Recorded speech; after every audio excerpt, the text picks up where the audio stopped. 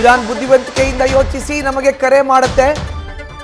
ಅವರು ದಡ್ರಂತೆ ವರ್ತಿಸಿದ್ರೆ ಗೆಲ್ಲೋದು ಹೇಗಿದ್ರು ನಾವೇ.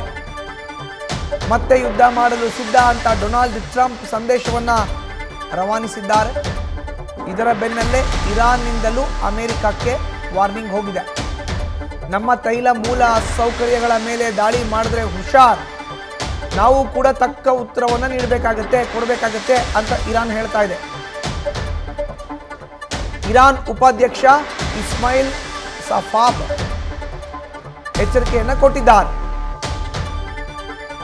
ದಿಗ್ಬಂಧನದ ಭಾಗವಾಗಿ ನಮ್ಮ ಯಾವುದೇ ಸೌಕರ್ಯ ಹಾನಿಯಾದರೆ ಅದರ 4 ಪಟ್ಟು ಡ್ಯಾಮೇಜನ್ನು ಮಾಡ್ತೀವಿ. ನಿಮ್ಮ ಬೆಂಬಲಿಗ ರಾಷ್ಟ್ರಗಳು ಯಾವುದಾದೆಲ್ಲ ಇದೆಯಲ್ಲ, ಇರಾನ್ನ ಬೆಂಬಲಿಗ ರಾಷ್ಟ್ರಗಳು ಅಲ್ಲಾಗುತ್ತೆ. ಅಮೆರಿಕ ಬೆಂಬಲಿಗ ರಾಷ್ಟ್ರಗಳ ಅದೇ ಸೌಕರ್ಯಕ್ಕೆ ಹಾನಿ ಮಾಡ್ತೀವಿ. ನಮ್ಮ ಒಂದು ತೈಲ ನಿಕ್ಷೇಪಕ್ಕೆ 4 ತೈಲ ನಿಕ್ಷೇಪಗಳನ್ನು ಟಾರ್ಗೆಟ್ ಮಾಡ್ತೀವಿ. ಎಕ್ಸ್ನಲ್ಲಿ ಪೋಸ್ಟ್ ಮಾಡಿ ನೇರವಾಗಿ ವಾರ್ನಿಂಗ್ ಕೊಟ್ಟಿದ್ದಾರೆ.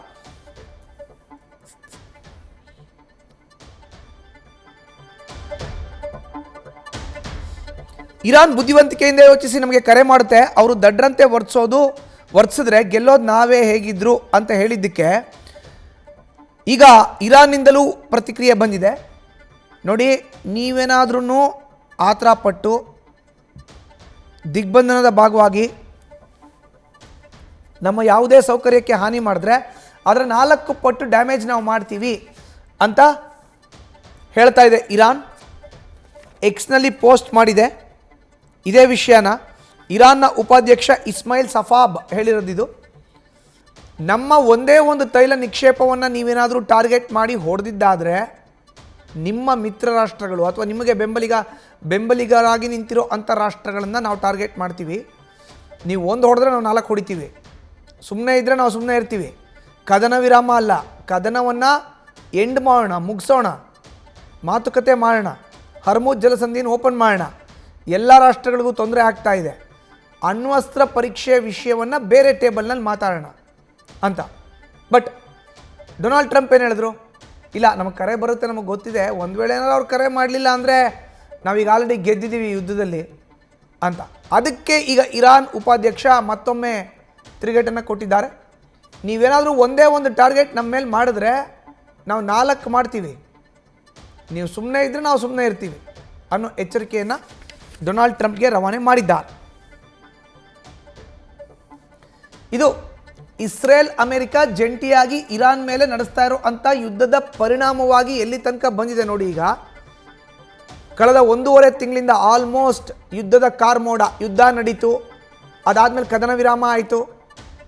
ಹೆಚ್ಚಿನ ಮಾಹಿತಿ ನೀಡ್ತಾರೆ ನಮ್ಮ ಪ್ರತಿನಿಧಿ ನವೀನ್ ಕುಲಕರ್ಣಿ, ದೂರವಾಣಿ ಸಂಪರ್ಕಕ್ಕೆ ಸಿಕ್ಕಿದ್ದಾರೆ. ನವೀನ್, ಕಳೆದ 1.5 ತಿಂಗಳಿಂದ ಇದೇ ವಾತಾವರಣ.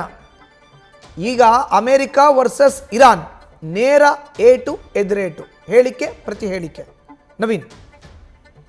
ಮಧುಸೂದನ್, ಅಮೆರಿಕ ಮತ್ತೆ ಇರಾನ್ ಮತ್ತೆ ಇಸ್ರೇಲ್ ನಡುವೆ ಫೆಬ್ರವರಿ 28ಕ್ಕೆ ಶುರುವಾದಂತಹ ಯುದ್ಧ ಇದೀಗ ಕದನ ವಿರಾಮಗಳು ಸರಣಿಯಲ್ಲಿ ನಡೀತಾ ಇರುವಂತದ್ದು. ಮೊದಲಿಗೆ 2 ವಾರಗಳ ಕದನ ವಿರಾಮವನ್ನ ಘೋಷಣೆ ಮಾಡಿದ್ರು. ಅದಾದ್ಮೇಲೆ ಈಗ 3 ವಾರಗಳ ಕದನ ವಿರಾಮವನ್ನ ಘೋಷಣೆ ಮಾಡಲಾಗಿದೆ.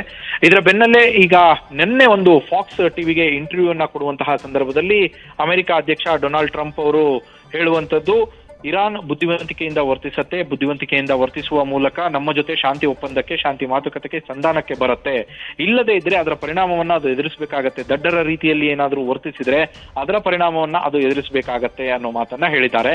ಮತ್ತೊಂದೆಡೆಗೆ ನಿನ್ನೆ ಅಮೆರಿಕ ಅಧ್ಯಕ್ಷ ಡೊನಾಲ್ಡ್ ಟ್ರಂಪ್ ಅವರೇ ಹೇಳಿದ್ರು, ಇರಾನ್ ನನಗೆ ಒಂದು ಹೊಸ ಪ್ರಸ್ತಾವನೆಯನ್ನ ಕಳಿಸಿತ್ತು, ಆ ಪ್ರಸ್ತಾವನೆಯನ್ನ ಅದು ಸರಿಯಾಗಿಲ್ಲ ಅನ್ನೋ ಕಾರಣಕ್ಕೆ ನಾನೇ ಅದನ್ನ ರಿಜೆಕ್ಟ್ ಮಾಡಿದ್ದೆ.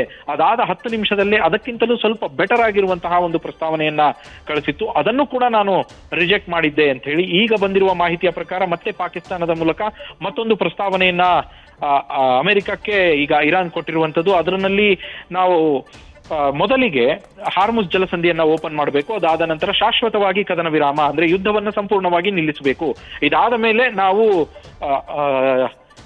ನ್ಯೂಕ್ಲಿಯರ್ ಏನಿದೆ ಅದ್ರ ಬಗ್ಗೆ ನಾವು ಮಾತಾಡೋಣ, ನ್ಯೂಕ್ಲಿಯರ್ ವೆಪನ್ಸ್ ಬಗ್ಗೆ ನಾವು ಆಮೇಲೆ ಮಾತಾಡೋಣ, ಮೊದಲಿಗೆ ಯುದ್ಧವನ್ನ ಸಂಪೂರ್ಣವಾಗಿ ನಿಲ್ಲಿಸಿ ಹಾರ್ಮುಸ್ ತೆರೆಯೋ ಬಗ್ಗೆ ನಾವು ನಿರ್ಧಾರವನ್ನ ಕೈಗೊಳ್ಳೋಣ ಅನ್ನೋ ಪ್ರಸ್ತಾವನೆಯನ್ನ ಇರಾನ್ ಇವಾಗ ಕಳಿಸಿದೆ ಅಂತ ಹೇಳಲಾಗ್ತಾ ಇದೆ. ಇದಾದ ನಂತರವೇ ಈ ಇಂಟರ್ವ್ಯೂವನ್ನ ಕೊಟ್ಟಿರುವಂತದ್ದು ಫಾಕ್ಸ್ ಟಿವಿಗೆ ಅಮೆರಿಕ ಅಧ್ಯಕ್ಷ ಡೊನಾಲ್ಡ್ ಟ್ರಂಪ್. ಆ ಸಂದರ್ಭದಲ್ಲಿ ಇರಾನ್ ಮೇಲೆ ಮತ್ತೆ ದಾಳಿಯನ್ನ ಮಾಡುವ ಎಚ್ಚರಿಕೆಯ ರೀತಿಯ ಒಂದು ಮಾತನ್ನ ಕೂಡ ಅವರು ಆಡಿರ್ತಾರೆ. ಅದರ ಬೆನ್ನಲ್ಲೇ ಇರಾನ್ನ ಉಪಾಧ್ಯಕ್ಷರಾಗಿರುವಂತಹ ಎಸ್ಫಹಾನ್ ಅವರು ಇವಾಗ ಟ್ವೀಟ್ ಮಾಡುವ ಮೂಲಕ ಈ ಒಂದು ಸಂದೇಶವನ್ನ ರವಾನಿಸಿದ್ದಾರೆ. ನೀವೇನಾದ್ರೂ ನಮ್ಮ ಮೇಲೆ, ನಮ್ಮ ತೈಲ ನಿಕ್ಷೇಪದ ಮೇಲೆ, ನಮ್ಮ ಎನರ್ಜಿ ಸೋರ್ಸಸ್ ಮೇಲೆ ನೀವೇನಾದ್ರೂ ದಾಳಿಯನ್ನ ಮಾಡಿದ್ರೆ, ನೀವು ಒಂದು ದಾಳಿಯನ್ನ ಮಾಡಿದ್ರೆ ಅದಕ್ಕೆ 4 ಪಟ್ಟು ಹಾನಿಯನ್ನ ನಾವು ನಿಮ್ಮ ಮಿತ್ರ ರಾಷ್ಟ್ರಗಳಿಗೆ, ನಿಮಗೆ ಬೆಂಬಲವನ್ನ ಕೊಡ್ತಾ ಇರುವಂತಹ ಮಧ್ಯಪ್ರಾಚ್ಯದ ರಾಷ್ಟ್ರಗಳಿಗೆ ಹಾನಿಯನ್ನ ಮಾಡ್ತೇವೆ, 4 ಪಟ್ಟು ಹಾನಿಯನ್ನ ಮಾಡ್ತೇವೆ ಅಂತೇಳಿ.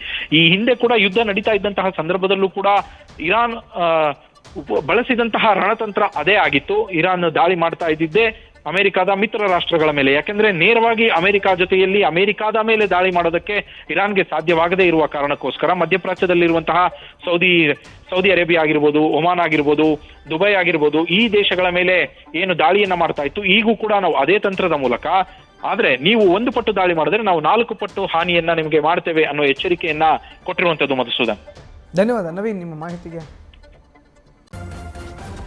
ನ್ಯೂಸ್ ಫಸ್ಟ್ ನಿರ್ಭೀತಿಯಿಂದ ನಿಮ್ಮ ಪರವಾಗಿ.